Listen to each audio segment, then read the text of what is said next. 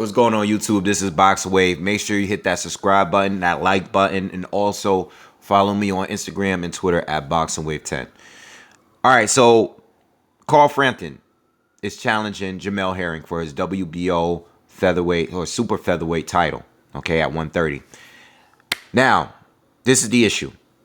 Shakur Stevenson is the WBO mandatory. He's been the mandatory since he moved up to 130, all right? He was the champion, the WBO champion at 126 before moving up, which made him automatically the mandatory, right?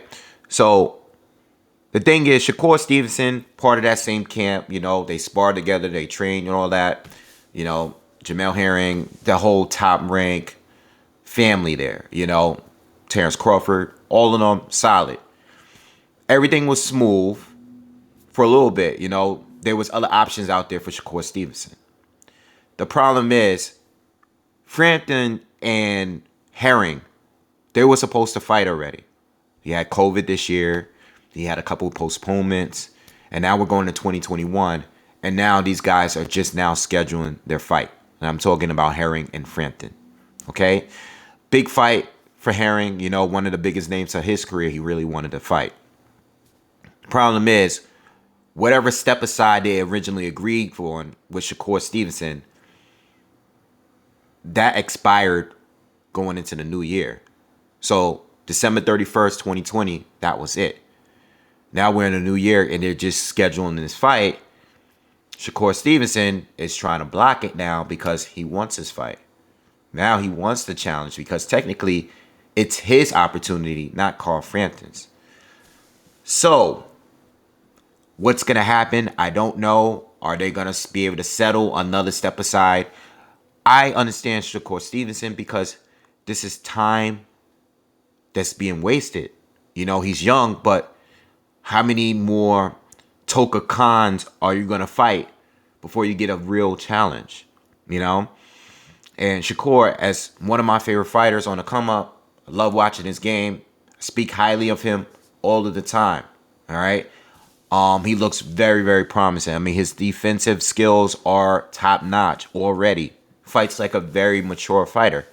But I want to actually see him in the ring with better fighters. He fought some solid fighters at 126. Cool. But at 130, I want to see him really challenge himself before going up to 135 eventually. Okay? And he wants these challenges. I mean, he seems to want these challenges, because he said he wants the winner of this fight. Then he also said he wanted the winner of Burchell and Oscar Valdez. All right? So what's going to happen? I don't know. But I understand him for wanting the challenge now.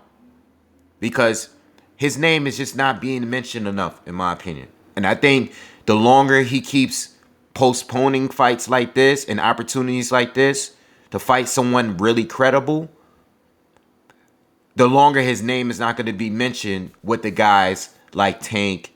You got Tank. You got Lopez. You got Ryan Garcia, Devin Haney. Even Chris Colbert's win, who recently won on the same night as Shakur Stevenson's last win.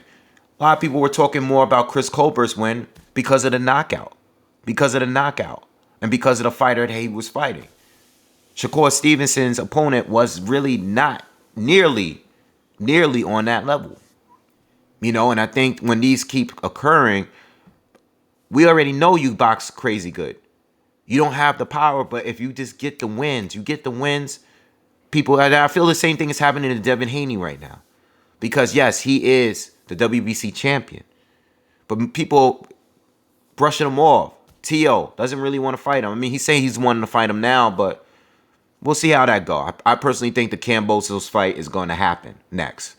All right, but you got guys like Ryan Garcia, Tank Davis. It's a lot of guys that's blowing him off. They don't really care about his title. Ryan Garcia is interim champion. Nobody really want to care. No one really cares about him. And I feel like Shakur Stevenson's kind of in the same boat. He's not knocking a bunch of guys out, and people are just like, whatever. And I think the longer he keeps fighting guys that's not top fighters, this is going to continue going. The respect won't really be there, So I think he should push for this block because, listen, I'm cool with Frampton. I like Carl Frampton. Listen, by the way, I'm one of the very few boxing channels that were making Carl Frampton videos 7 years ago. One of the very few. Carl Frampton covering his fights with Kiko Martinez and Scott Quigg and all of that years ago. Years ago, before Leo Santa Cruz. So I like Carl. And you know what? I think Carl moving up, he wants to be the first, I believe, Irish fighter. Is he Irish or Scottish? Sorry if I got it wrong. But I believe he's Irish. He's going to be the first Irish fighter to move up 3 divisions and win titles. That would be great. That's a great, and listen, I think his ceiling and his talent overall is much higher than Jamel Herring's. And that's no disrespect. Herring's a good fighter. He's a seasoned fighter. And he's a great guy. He's a gentleman. But Frampton is the better talent overall. The problem is, this fight is at 130. This is not at 122. It's not at 126. Frampton was short even at 122. I know he's always made his way, won his fights, his bigger fights back down there. But these guys are taller, rangier. And Herring, that's his game. He's not a big puncher. He's not a huge puncher. He's not the biggest. He's not no super freakish athlete or anything like that. He doesn't have the volume of a Leo Santa Cruz. But he's tall and he's rangy. He's much taller than Carl. Much taller. And I think this reach advantage that Herring is going to play a big role in this fight. It doesn't matter how good I think Carl is. Carl is very talented, but at some point, the height and the length is going to play some kind of role. And I think this fight here, I think it might be a little too much for Carl. Okay?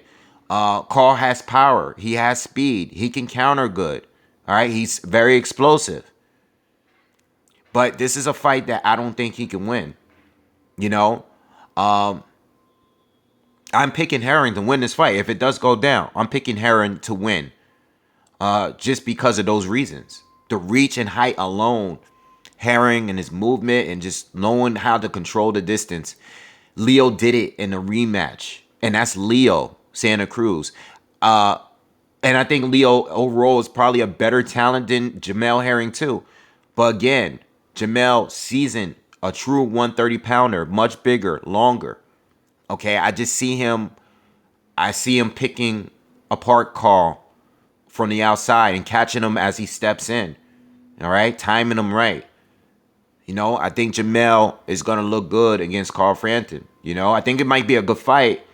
I think Frampton is going to win his rounds. He's going to step in. He's going to get opportunities and land some good shots. All right, and I know he has power, but power where? Your power was big at 122.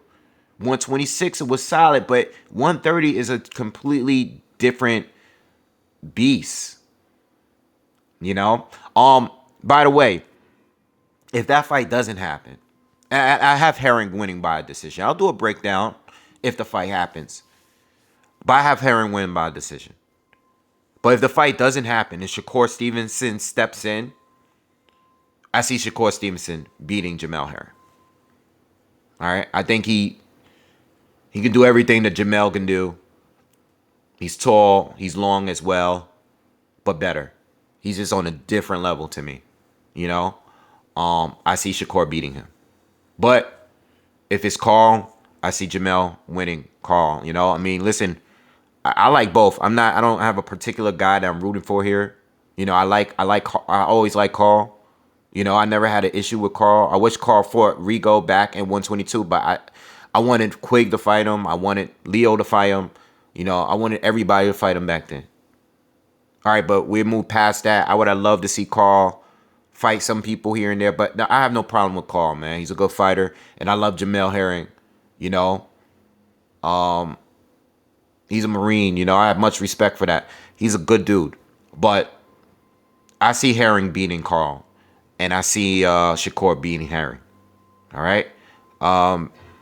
So, and I hope the winner of that fights the winner of Valdez and Burchell, which it shouldn't even be it shouldn't even be a thing at this point.